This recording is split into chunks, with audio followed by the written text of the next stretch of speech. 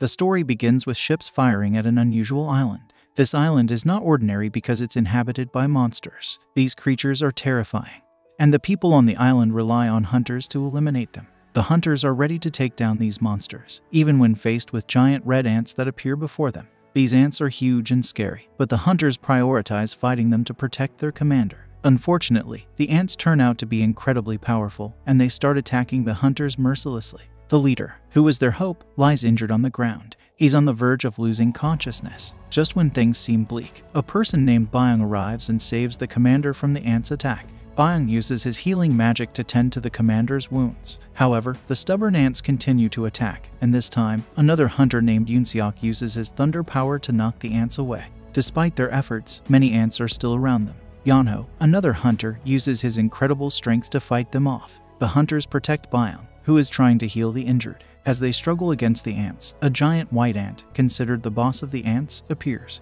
It's about to crush Yeonho, but he manages to hold its tentacles. Yoonseok takes advantage of the situation and delivers a massive shock to the ant. Yeonho removes its tentacles and creates an opening in its stomach by throwing them inside. Together, they defeat the giant ant. After catching their breath, they prepare to face more white giant ants that come out of their den.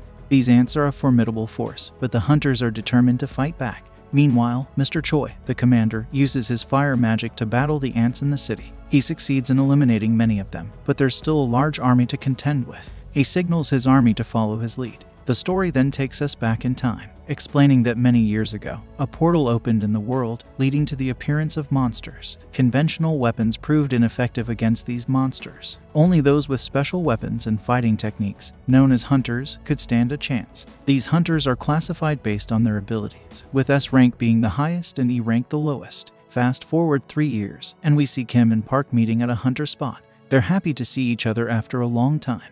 Kim had thought Park had quit hunting, but Park's priority is to earn money, especially with his wife being pregnant. Jinwoo arrives, and it's evident that he's a high-rank hunter based on the respect he receives from those around him. However, Kim clarifies that Jinwoo is the weakest among them, and there's no hope of his promotion. Park teases him, and Kim urges Park to be discreet because they don't want to hurt Jinwoo's feelings.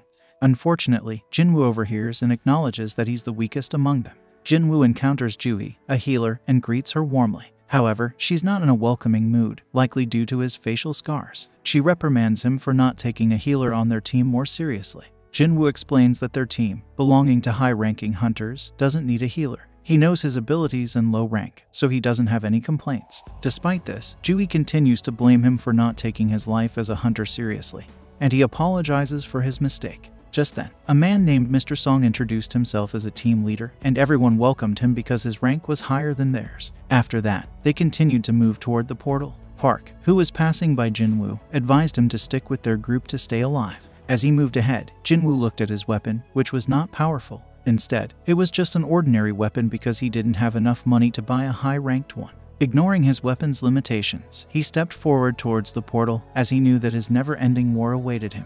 On the other hand, the president informed his secretary about the government's demand to prevent further dungeon breaks. They were also demanding precious supplies from the dungeon. Their request wasn't unreasonable because these gems and stones could be used to create unique weapons. The president, known as Go, showed his secretary a crystal derived from a slain magic beast, highlighting its rarity. Meanwhile, Jinwoo looked at the gem in his hand and felt pleased, even though he hadn't killed a high-ranked monster. He had managed to defeat an E-rank monster. However, another monster suddenly attacked him, bringing him out of his imaginary world. Ready to fight back, Jinwoo realized that his dagger didn't support him and had broken.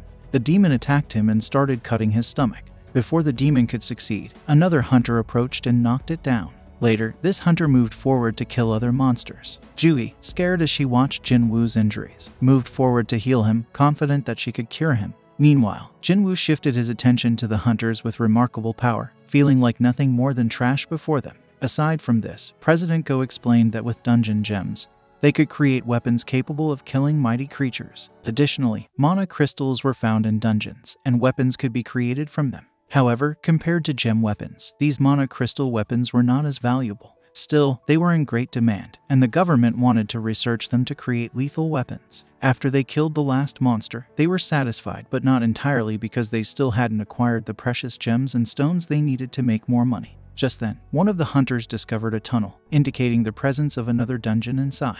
This was a rare occurrence. Leader Song prepared to inform headquarters before taking further steps, but some hunters who could see money in front of their eyes preferred to enter the tunnel. Even Park decided to join them because his wife was pregnant, and they needed a significant amount of money. None of them had any idea about what they were going to face next, but they were confident about the challenges that lay ahead. Song, who wasn't content with their decision, suggested a vote. The vote resulted in a tie because some hunters wanted to enter while others wanted to leave. Everyone had cast their vote except Jinwoo. Song asked Jinwoo to participate, and before refusing, he thought about his mother, who was hospitalized and in need of money for her treatment.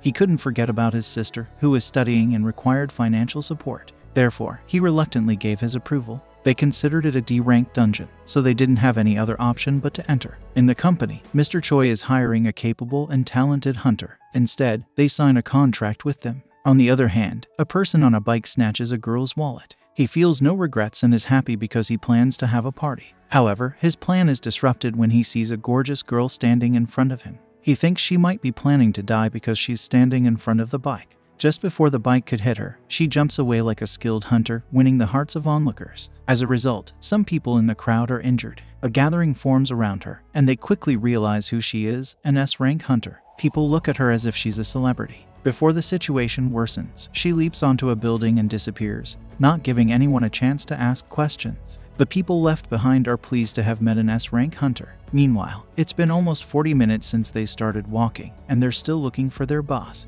When the portal closes, they'll only have 20 minutes to eliminate the target. While walking, Ju-Jui needs to talk to Jinwoo. Jinwoo notices her concern and apologizes, even though he doesn't fully understand his mistake. Ju-Jui becomes furious and starts insulting him because she feels he has no concern for his life. He recently survived a dangerous situation but seems eager to jump into danger again, despite the scars and wounds all over his body. He refuses to give up. This infuriates Ju-Jui, but Jinwoo can only offer apologies. However, he can't share his sister's and mother's expenses with anyone. Listening to his apologetic words, Ju-Jui calms down a bit. She decides not to forgive him easily and asks him out to dinner. After escaping from that place, Jinwoo is ready for dinner and doesn't fully understand why Ju-Jui is interested in him. After walking for a long while, they finally find a bronze door. But as they look at the elegance of the door, they are stunned because this has never happened before. Some of them prefer to leave without going inside, fearing the unknown. However, those driven by their desire for money can't accept leaving empty-handed. So, despite their fears, they have no choice but to enter. Back in the city, a group of hunters gather for an orientation session. They watch a video of President Go, who explains that the portal they're about to enter has existed for over a decade, and there are still many mysteries within the dungeon. Hunting is a dangerous profession, and even experienced hunters can't afford to let their guard down during a raid mission.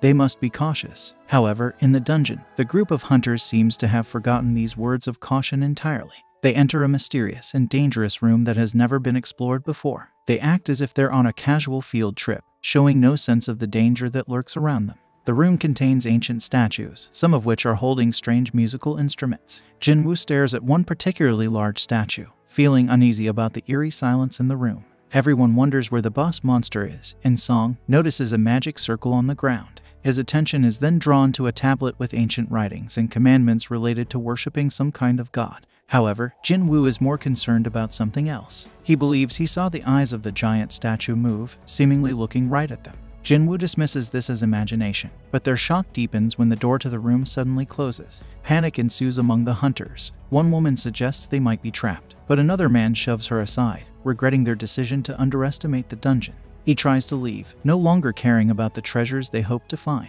However, in an instant, half of his body is sliced off by one of the statues. Horror and disbelief grip the remaining hunters as they realize they are facing a formidable enemy. Jinwoo is the most shocked among them, considering that the deceased hunter was of a higher rank than him.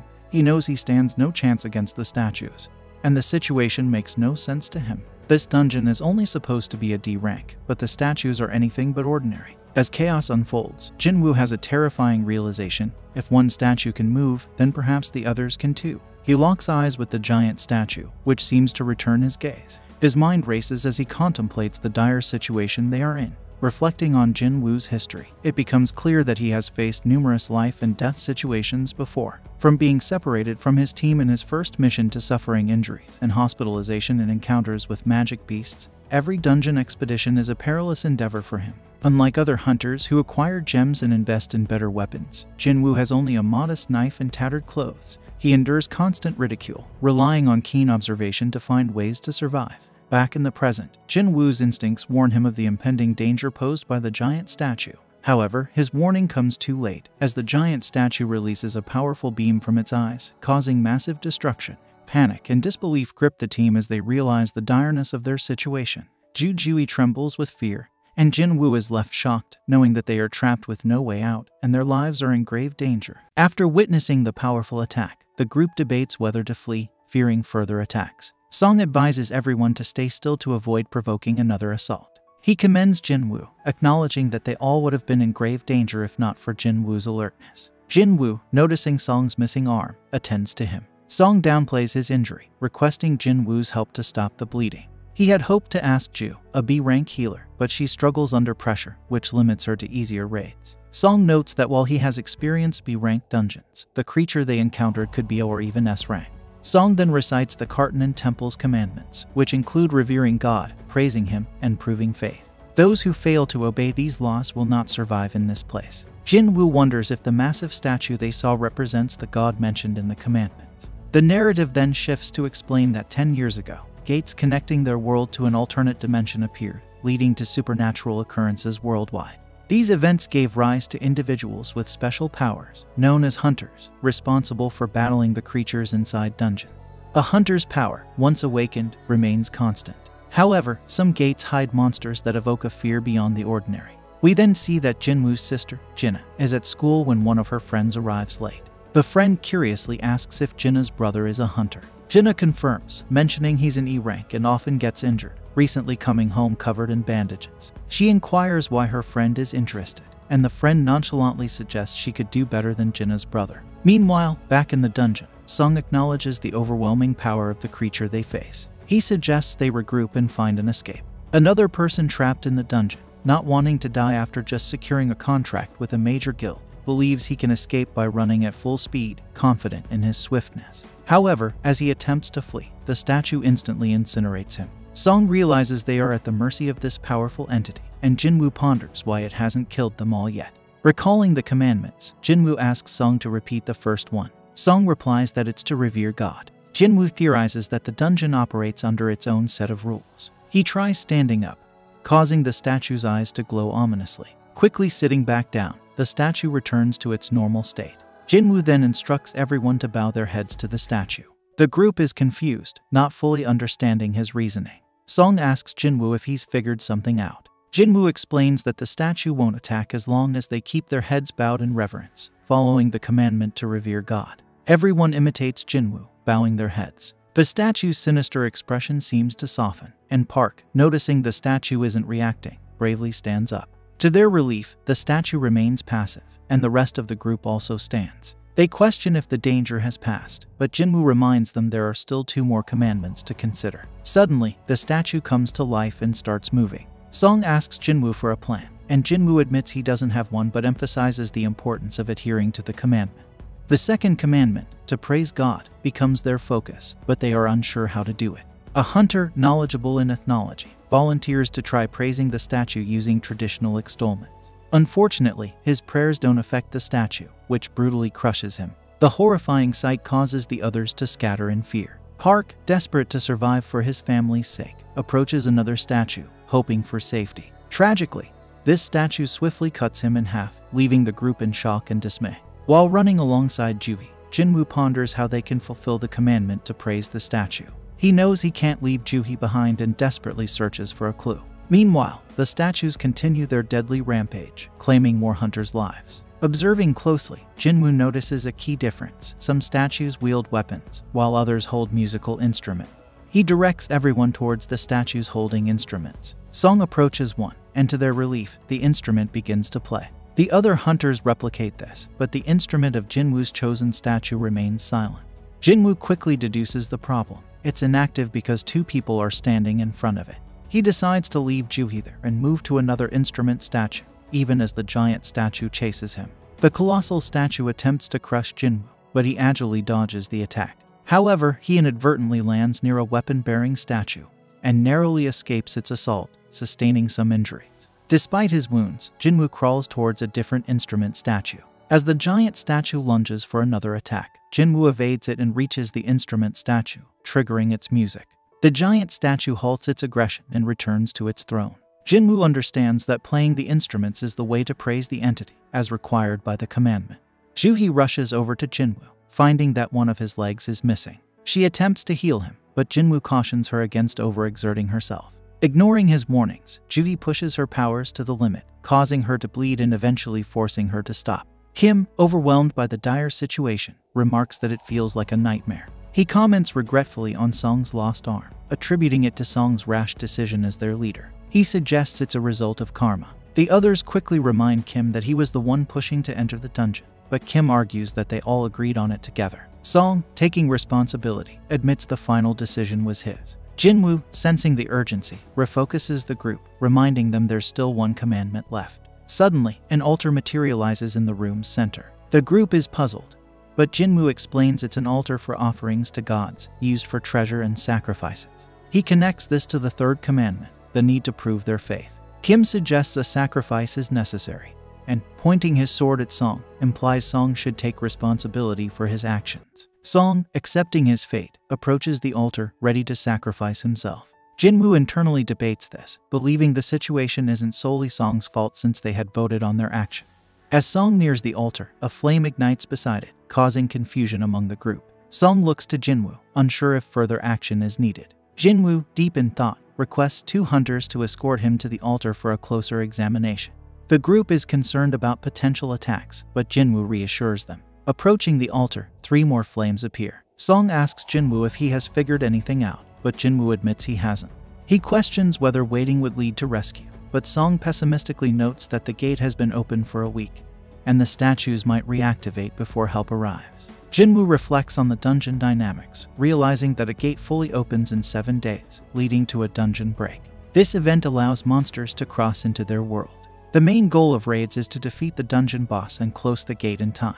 Failure to do so in their current predicament would mean the monstrous entity could invade their world. In the hospital, Jia is visiting her mother, who is unconscious in her bed. Jia chats away happily to her unresponsive mother, sharing stories about her day. Meanwhile, in a mysterious dungeon, Jinwoo gathers everyone around an altar. He suspects that for each person present, a flame will light up, possibly leading to something happening. As everyone gathers close, individual flames light up, and then blue flames appear, signaling the opening of the room's door. The once still statues begin to ominously move towards the altar, causing confusion among the group. Jinwoo, having observed the pattern, instructs everyone to keep their eyes fixed on the statues, explaining that they only move when not being watched. The group follows Jinwoo's instruction, halting the statues. However, fear overcomes one of the hunters, who runs out of the gate. This causes one of the flames to extinguish, slightly closing the gate. This development leads the group to question their situation. Jinwoo notices the blue flames gradually fading over time. He deduces that the dungeon might be a trap, using danger to create false hope and test their faith. When another hunter leaves, Jinwoo warns the remaining group about potential blind spots and reassures them that as long as they keep watching the statues, they'll be safe. He believes that the blue flames act as a timer, and their extinguishing will signal their escape.